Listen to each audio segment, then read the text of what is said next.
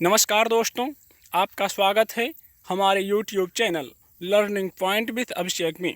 यहाँ आपको मिलता है प्रतिदिन शॉर्ट हैंड डिक्टेशन।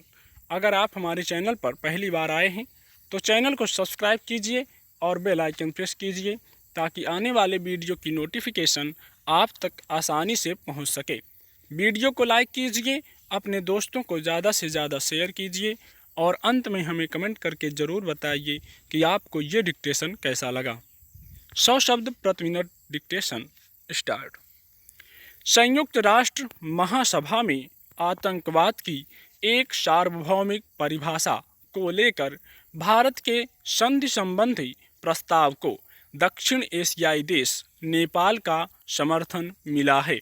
नेपाल ने साफ कर दिया है कि वह 1996 में संयुक्त राष्ट्र महासभा में भारत द्वारा प्रस्तावित अंतर्राष्ट्रीय आतंकवाद पर व्यापक संधि के प्रस्ताव को पूर्ण समर्थन देगा। पिछले कुछ वर्षों से भारत ने लगातार पूरी दुनिया के देशों से इस संधि के समर्थन में सहयोग मांगा है। इस संधि के सार्वभौमिक समर्थन के लिए भारत ने संयुक्त राष्ट्र महासभा, ब्रिक्स, शंघाई सहयोग संगठन G20, इस्लामिक सहयोग संगठन IOC सहित सभी प्रमुख मंचों पर कूटनीतिक प्रयास किए हैं।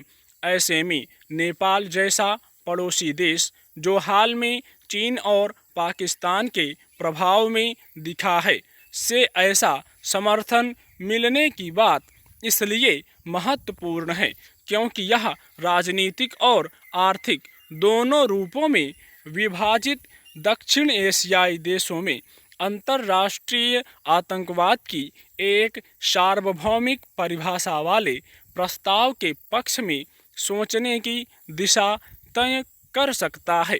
वस्तुतः नेपाल सहित अन्य दक्षिण एशियाई देशों और IOC के सदस्य देशों पर इस संधि को पूर्ण समर्थन देने का दबाव हाल में बढ़ा है, जब से पाक प्रायोजित आतंकवाद के खिलाफ वित्तीय कार्रवाई कार्यबल FATF ने कमर कसी है। तब से दुनिया के कई देशों में आतंकवाद से निपटने की पारंपरिक मानसिकता में बदलाव देखे गए हैं।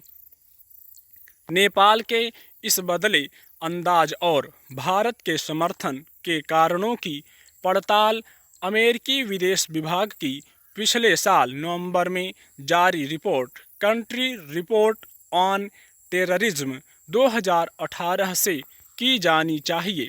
इस रिपोर्ट में खुलासा किया गया है कि इंडियन मुजाहिदीन IM ने भारत के खिलाफ आतंकी घटनाओं को अंजाम देने के लिए नेपाल को अपना सबसे बड़ा अड्डा बना लिया है।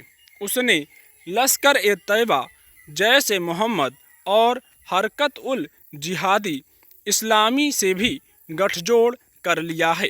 रिपोर्ट कहती है कि IM का पहला मकसद भारत में आतंकी घटनाओं को अंजाम देना है। इसी के तहत उसने अपना दायरा बढ़ाते हुए नेपाल को अपना सबसे बड़ा केंद्र बनाया। इसके लिए उसे पाकिस्तान सहित मध्य पूर्व के देशों से पैसा भी मिलता है। इसलिए नेपाल भारत के साथ अपने द्विपक्षीय संबंधों में सुधार के लिए कुछ सकारात्मक मानसिकता प्रदर्शित करना चाहता है। पिछले साल सितंबर में प्रधानमंत्री नरेंद्र मोदी ने संयुक्त राष्ट्र मुख्यालय में अंतर्राष्ट्रीय आतंकवाद पर व्यापक संधि को तत्काल स्वीकार करने, इस पर हस्ताक्षर करने और इसका समर्थन करने के लिए राष्ट्रों से अपील की थी। साथ ही कई क्षेत्रीय और अंतर्राष्ट्रीय मंचों पर भी भारत ने इसे मूर्त रूप देने के लिए राष्ट्रों से सहयोग मांगा था, क्योंकि आतंकवाद की कोई सार्वभौमिक स्वीकृत परिभाषा नहीं होने की वजह से विभिन्न देशों के राष्ट्रीय कानूनों में आतंकवाद और आतंकवादियों से निपटने संबंधी प्रावधानों में अस्पष्टता बनी रहती है।